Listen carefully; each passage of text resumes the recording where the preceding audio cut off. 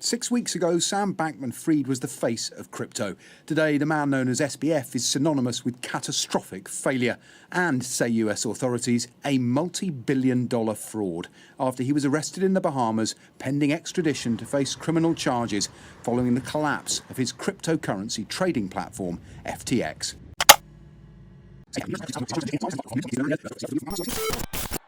Be connected! Wow! Be connected!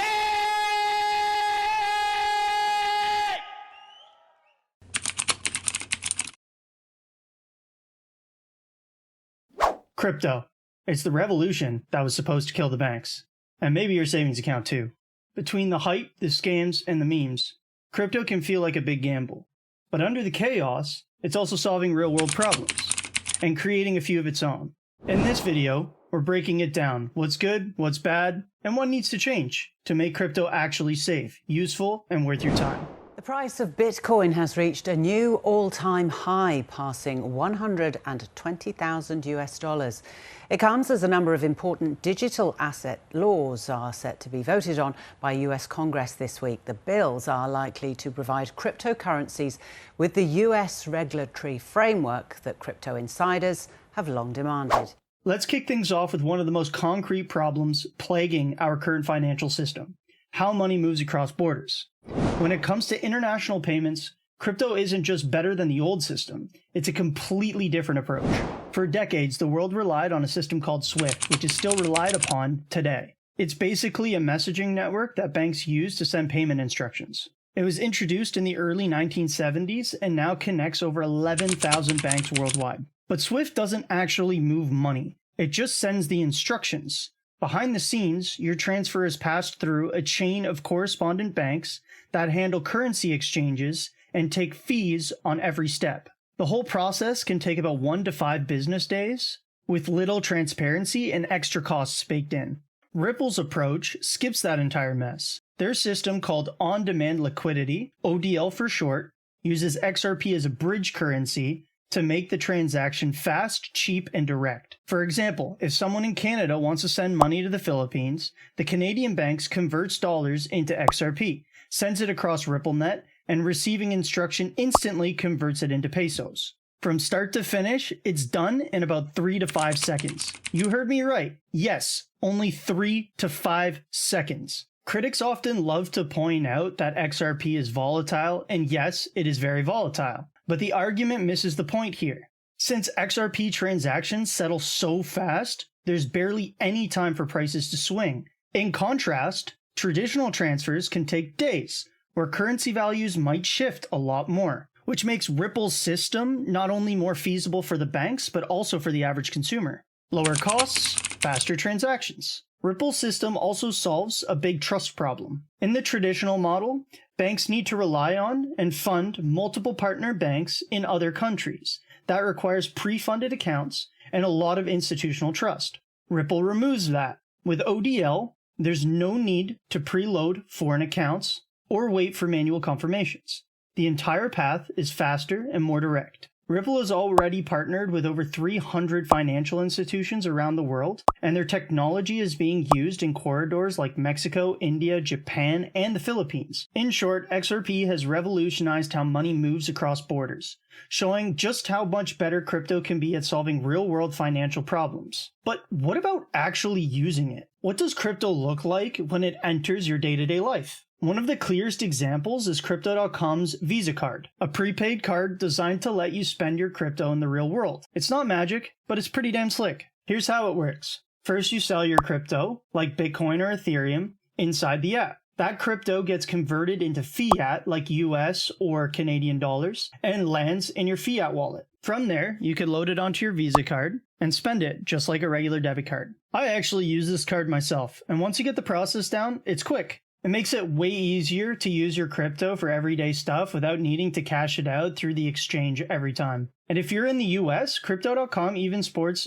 direct deposit, so your paycheck can land straight into your fiat wallet. No traditional bank required, sometimes even shows up early. Furthermore, users can also access a neat feature called Crypto Credit, where your crypto holdings act as collateral. Instead of needing cash on hand, the amount of crypto you hold helps determine a credit limit. Just like a credit card. The rest of the experience then works largely the same, with flexible repayment terms and familiar usage. Their mission statement says it all. We believe it's your basic right to control your money, data, and identity. That quote is right on their website and sums up their entire push to make crypto mainstream. So no, you're not scanning QR codes and buying gum with Dogecoin just yet, but platforms like Crypto.com are making it possible to actually live on crypto. So crypto can make payments faster and help people spend their assets. But what if we zoom out beyond finance and look at what blockchain is doing on a bigger scale? One of the most underrated blockchain innovations is what it's doing behind the scenes,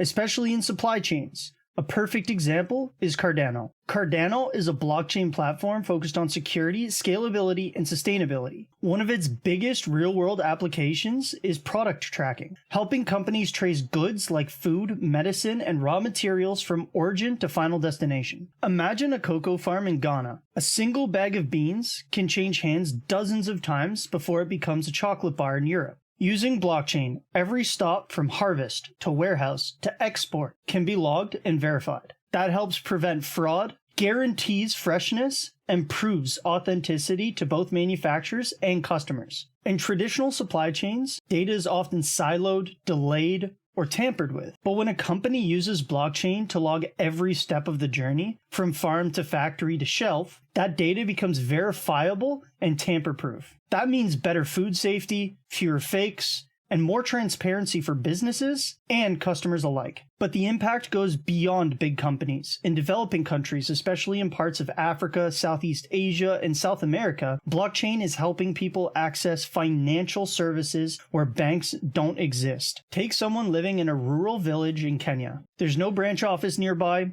but they've got a smartphone and a mobile data signal. With a crypto wallet app, they can send money, receive payments, apply for small loans, and store digital ID, all without relying on a traditional bank. This is especially powerful for remittances, money sent from relatives abroad, and microfinance, where small loans can fund things like farming, education, or starting a business.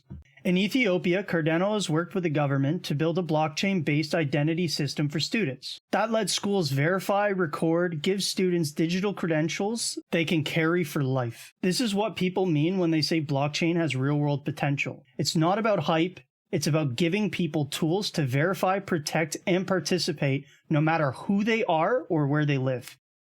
Canadians lost almost $380 million to various types of fraud in 2021, and the number one scam was investing in cryptocurrency. For every success story in crypto, there's a story that's harder to swallow. Scams, collapses, and broken trust. And these aren't just footnotes. They've wrecked lives, emptied people's savings, and set the entire industry back years. Let's start with the Squid Game token, a scam that cashed in on Netflix hype and cost people real money. Released in 2021, the token promised a play-to-earn crypto game inspired by the show. No official license, no real team, just buzz, and people bought it fast. The price skyrocketed to over 2,800 USD per token in just a matter of days. But then, the developers activated a lock-in mechanism. Users couldn't sell. The team pulled the liquidity, shut down the site, and vanished with an estimated $3.3 million in what's known as a rug pull, a scam where devs pump a project, then run off with the money. And just like that, thousands of investors lost everything, some putting in life savings thinking they'd found the next Dogecoin. If Squid Game token was a meme-fueled rug pull, FTX was a full-blown empire built on lies. Founded by Sam Bankman-Fried, FTX wasn't some sketchy back-alley exchange. It was backed by celebrities, sponsored stadiums, and was worth over $30 billion. At its peak, it was considered one of the most trusted names in crypto. But behind the scenes, user deposits were being funneled into their sister company, Alameda Research, and propped up by a token FTX created themselves, FTT. The moment people started asking questions, it all unraveled. In just a few days, users rushed to withdraw funds. FTX didn't have the money, Billions in assets gone, people frozen out of accounts, businesses devastated. And by the end of it, Sam Bankman-Fried was arrested, convicted of fraud, and now faces decades in prison. The damage wasn't just financial, it was cultural. These stories destroyed trust. People stopped onboarding. Lawmakers called for bans, and the average person, the one crypto promised to empower, was left asking, can any of this be trusted? Crypto's biggest enemy isn't regulation, it's betrayal from the inside. These weren't bugs, they were features of a system with no safety net. And if we don't fix that, nothing else matters. Scams like Squid Game tokens and collapse like FTX shook trust in crypto. But the truth is, some of these failures weren't just one-off disasters. They were symptoms of something deeper. A system that, to many cases, was built on nothing but promises. In 2016, BitConnect launched as a trading platform that promised massive return on crypto investments. The sales pitch? Just deposit your Bitcoin, and BitConnect's mysterious trade bot will do the rest, earning you up to 1% per interest per day. Put it into perspective, 1% daily return sounds small, until you realize that it's a 3,700% yearly return. Totally unsustainable, totally fake. BitConnect was a classic Ponzi scheme. New investors were used to pay the old ones, and because there was no regulation, no transparency, no real accountability, the whole thing kept growing until it couldn't. In 2018, authorities stepped in. Bitcoin was hit with multiple cease and desist orders, and platform shut down. The tokens crashed from nearly $500 to $1 in days. Thousands of people lost everything. Now let's talk about something even stranger. Quadriga CX, once Canada's largest crypto exchange. The platform was run by almost entirely by one man, Gerald Cotton. He handled the code, the wallet, the money, everything. And in 2018, during the trip to India, he died unexpectedly, taking the only access to over $190 million in user funds with him. It sounds like a movie, but it was real. And as investigators dug deeper, things got worse. Cotton had been using fake accounts to trade against his own customers.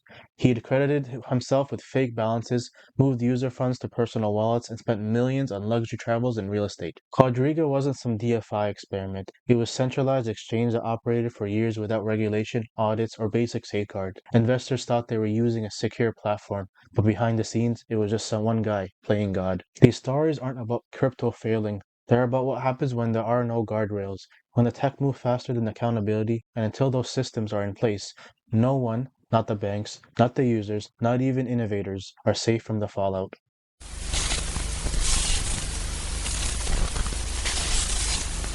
After all that, the scams, the collapses, the betrayals, it's easy to ask, is crypto even worth saving? But here's the thing. These problems weren't caused by the technology itself. They were caused by people abusing it, and by a system that failed to protect the people using it.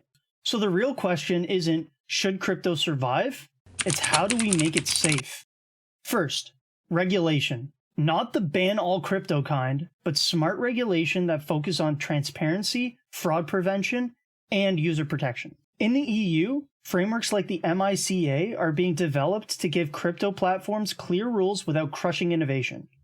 If passed globally, policies like these could prevent another FTX before it even happens. Second, transparency.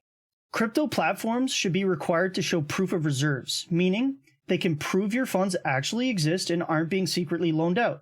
Smart contracts and blockchain code should be open source and audited regularly, so users aren't left trusting blindly. They can verify. Third, better onboarding. Wallets and platforms are finally starting to build scam warnings, fraud alerts, and safer defaults.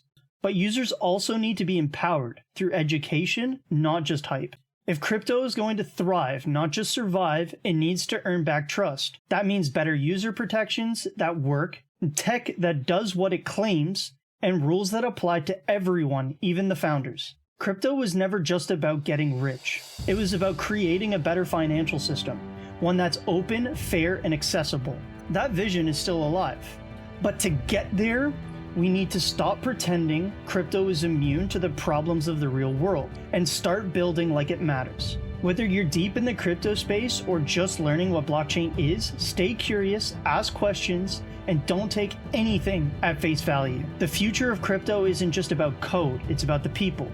So that's crypto, the breakthroughs, the blow-ups, and maybe even a path forward. So what do you think? Is it the future of finance, a scam, or something in between? Until next time, thanks for watching.